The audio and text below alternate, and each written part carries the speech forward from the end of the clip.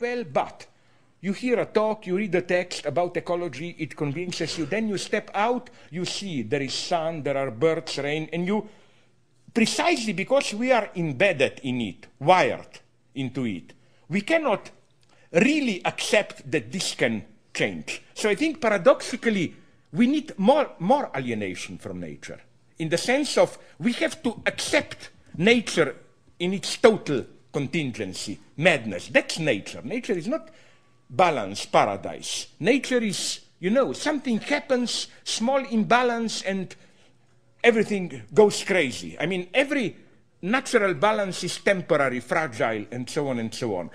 Why am I saying this? Because this would be, for me, to bring it to the end, what Lacan says, the big other doesn't exist.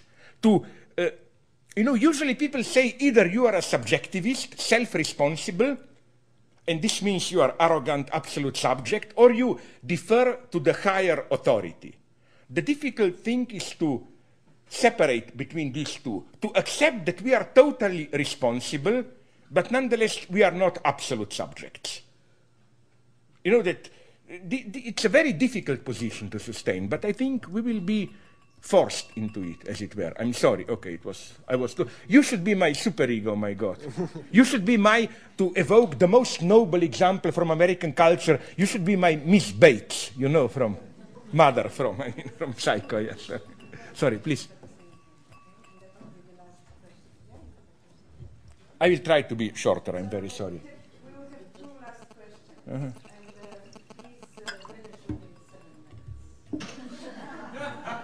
This is superego. Why 7? Why not 8? Why not 6?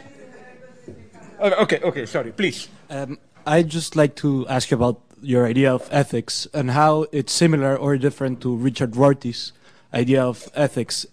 Because even when you said that helping when it's needed, it sounds like Rorty's idea of solidarity and particularly Rorty's idea of ethics without principles, like this deeply unrooted ethics. That's highly contextual. So it's not very absolute in that sense. So I'd just like to know what you think about that. That's a nice question. I'm so sad I don't have time, but first, let me say, I greatly appreciated Rorty as a person. He was one of the few academics that I knew. Academics are usually very filthy, plotting against each other. He was one of the few persons that I knew that I can authentically say he was a good person. But I totally disagree. I disagree first with his underlying premise, which is that, again, as you said, no positive universal values, but just his liberalism at its purest. Each of us, his story, basically, what makes us ethical subjects is our suffering and our right to tell about our suffering and so on. The best way to develop where I disagree with Rorty would have been with reference to Kant.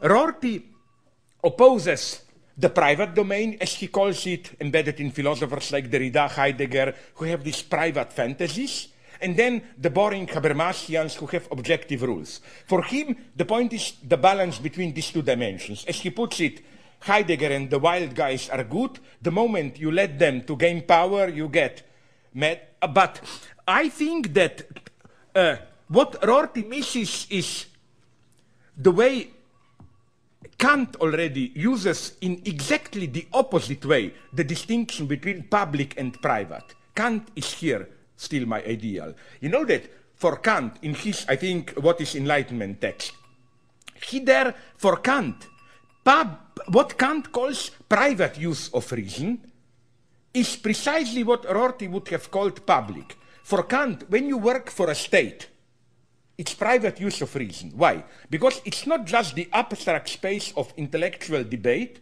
but it's part of the common good of a society. It's already it's predestined whom you serve and so on. And for Kant, precisely when you subtract from your community and just talk in the free space of reason with others, individuals, this is the public use of reason.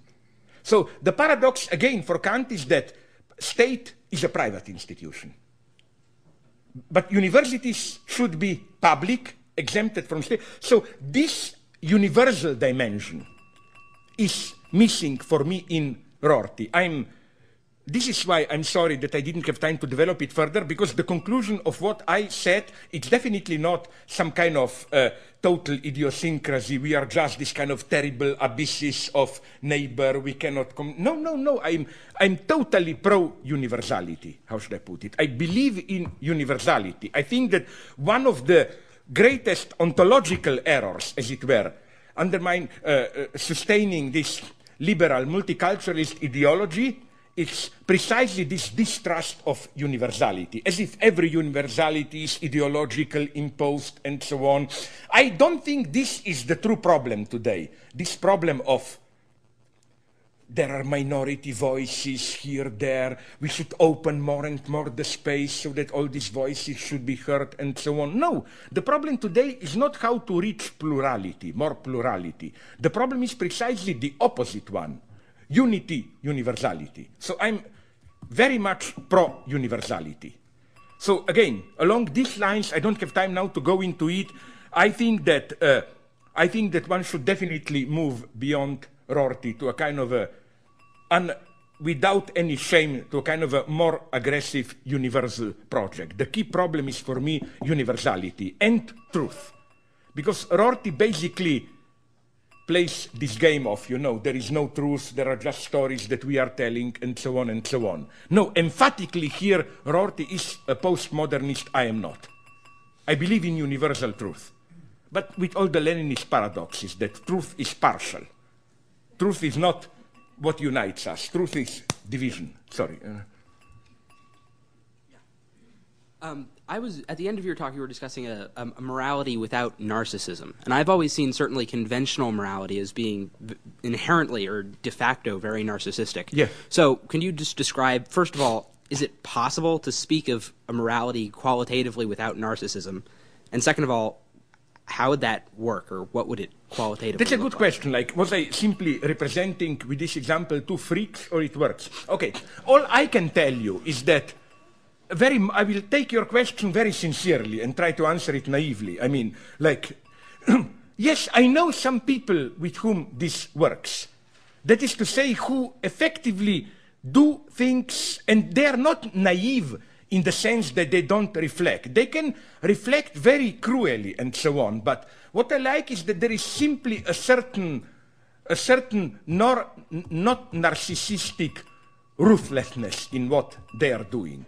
There is none of this satisfaction, I do it because it feels so nice doing it. Now here I have a slight disagreement with my good friend Irena, no, because Lenin would enter that and you would have small problems here, no? Like sorry, a big problem, okay, yeah, which is why, again, when I take power, you go to re-education camp.